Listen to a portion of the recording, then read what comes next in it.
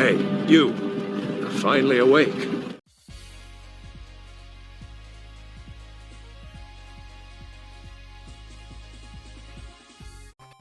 Sonic the Hedgehog 2.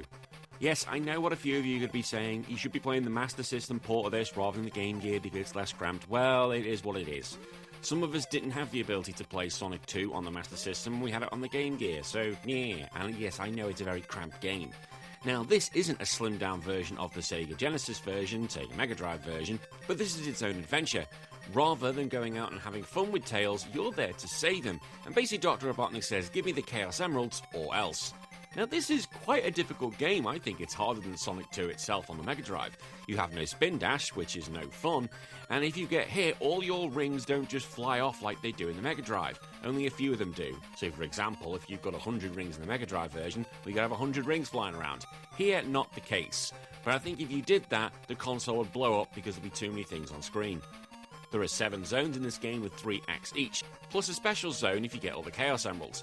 But if you don't get all the Chaos Emeralds, Tails dies. Yeah, he does. Well, it's assumed he dies. It's a bit grim, really. And don't be expecting Super Sonic in this game. He's not in it.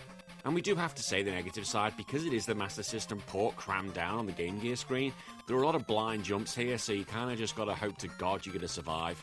But unlike the Mega Drive games, it has its own vehicles. There are Minecraft carts and even a hand glider, which was on the box art for this game, and it was awesome. Graphically and audially, I think these games are pretty decent. They're completely different when it comes to the Mega Drive games, and it has its own appeal. I don't think there's anything wrong with them. I think they're pretty decent games and great to have when you're out and about. Gunstar Heroes. Now, this game set the standard for the Sega Mega Drive. It's one of those games where it was kind of not really talked about, but over time, people have looked at it and gone, hot diggity damn, that game is awesome. And on the Mega Drive itself, it is one of my favourite I can play, because it's just so good at replayability. But did you know there was a Game Gear game? And is it even going to work? Well, yes and yes, because, well, you're watching it, so obviously. But it was in Japan only. But the question is basically, as I said, is it going to be a strong port? And as I've just said, yes it is, considering the system we're playing it on. The game has been scaled down, because I mentioned earlier with Sonic, if you did exactly as the Mega Drive did, the console would just blow up. So some elements like the multiplayer system has gone, and that dice level, which did do my head in the original, has been removed. Also the 2-player system's gone, which again, I'm not complaining about. This port is a really good version considering what the game did on the Mega Drive. You still get a little bit of slowdown, but come on, it's not that much. It's when there's a lot of stuff on the screen, but otherwise, you're playing a really great game. And not everybody had the Mega Drive version, so if you're in Japan, why not play the Game Gear version? I still think it's one of the best on the system, even as is streamlined version, an incredible feat of technology, and how the hell they could possibly put it on the system. In my opinion, it's just an incredible flex, because imagine trying to do this on the Nintendo Game Boy. That console would just crumble and melt within itself. Sylvan Tale. Another Japanese-only game. Yeah, the Japanese get all the fun games. This is an action-adventure game, and it's kind of, Zelda-like. Let's be honest.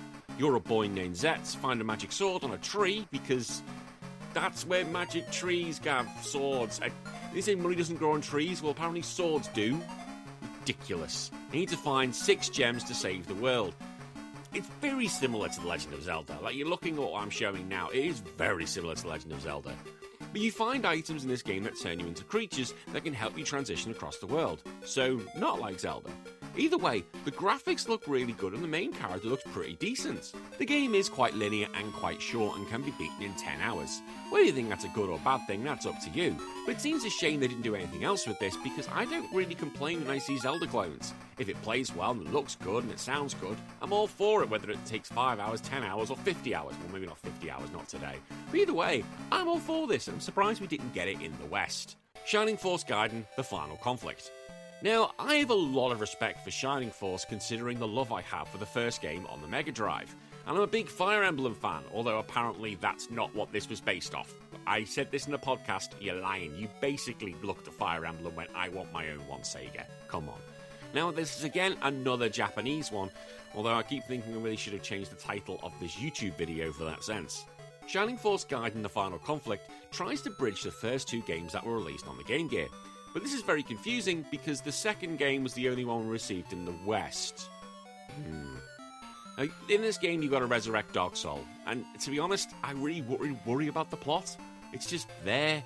yeah, I really wouldn't worry about the plot. I never do with the Shining Force games, because there's not as much talking as Fire Emblem. I do like Fire Emblem plots. I'm just here for the battle.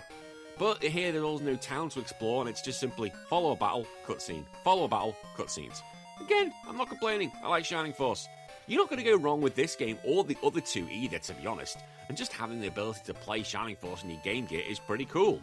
Like, I picked the third game because you may have never seen it because it's Japanese only.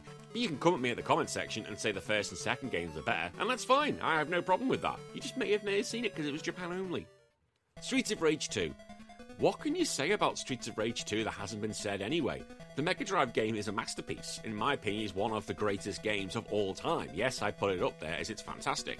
But how does the Game Gear version stand up? Or it's the Master System version. Yes, I know it is as well. It does. There are some differences because, again, it's not going to be able to replicate the Mega Drive version completely. Max is gone, and that's not a problem for me because I don't really care about Max. I don't like playing as big, hulking, slow characters, so not an issue at all. The combat has been simplified somewhat, again, just to be able to play on the console, but it still holds its incredible music and really looks like Streets of Rage 2. Like, you're not going to be looking at it going, what's this? I have no idea what this is. You'll clearly pick it up straight away and go, yep, that is Streets of Rage 2. Doesn't look as good, but you know it straight away.